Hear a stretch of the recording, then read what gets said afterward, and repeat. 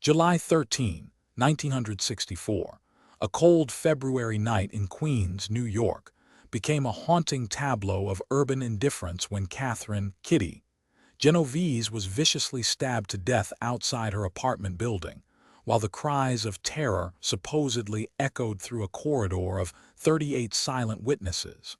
The blood-spattered scene would soon morph into a grim emblem of the bystander effect, a psychological term coined to explain why good people sometimes do nothing at all.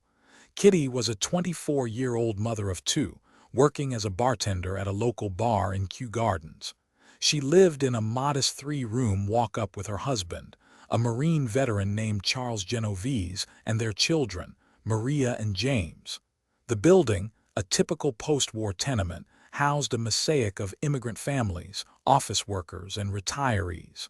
On that fateful evening, Kitty had finished her shift and was returning home after a late night at the bar, her mind already drifting toward the comfort of home and the promise of a warm dinner for her children. Around 11:15 p.m., as Kitty descended the dim stairwell, a stranger emerged from the shadows of the street and lunged at her with a knife. The assailant, later identified as Winston Mosley, a drifter with a history of petty crimes, delivered a brutal attack, slashing her abdomen and chest. Kitty staggered back into the hallway, her blood pooling on the worn linoleum, while her scream reverberated through the narrow corridor.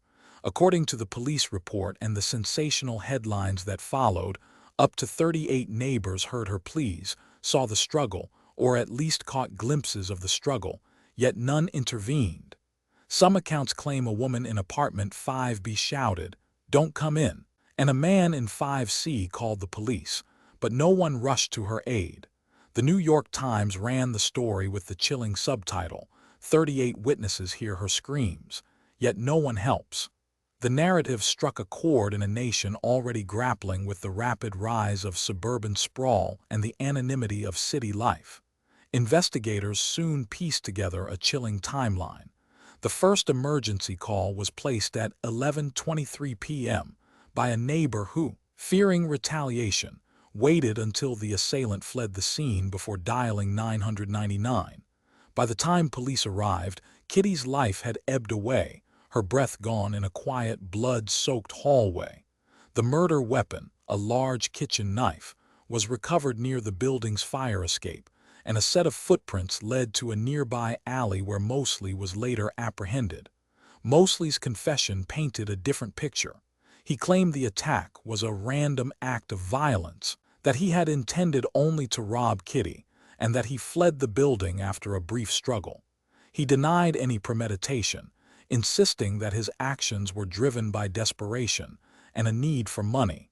The defense, led by a seasoned criminal lawyer, argued that the prosecution's case relied heavily on sensationalist media portrayals rather than concrete evidence.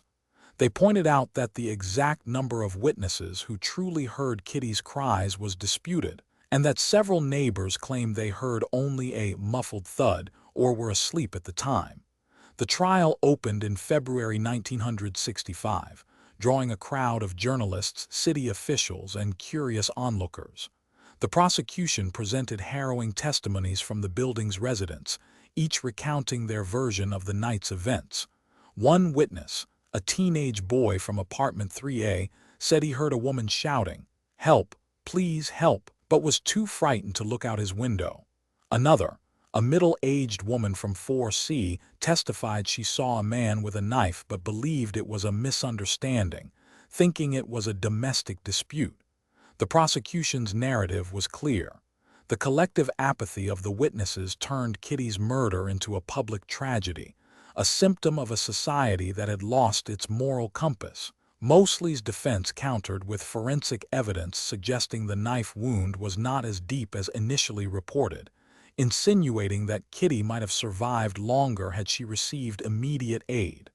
They emphasized that the city's police response was sluggish, arriving more than 10 minutes after the call, and that the building's fire escape was blocked, making any rescue attempts dangerous. The defense urged the jury to focus on the facts of the murder, not the moral indictment of the neighbors. After 3 weeks of testimony, The jury deliberated for just 2 days. On March 3, 1965, they returned a guilty verdict on the charge of second-degree murder. The judge sentenced Mosley to 20 years to life in prison, a sentence that would later be reduced on appeal due to procedural errors in the original trial.